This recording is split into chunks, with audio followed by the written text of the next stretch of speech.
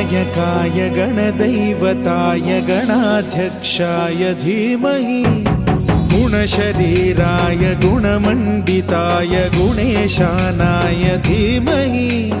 गुणातीताय गुणाधीशाय गुणप्रविष्टाय धीमहि एकदन्ताय वक्रतुण्डाय गौरीतनयाय धीमहि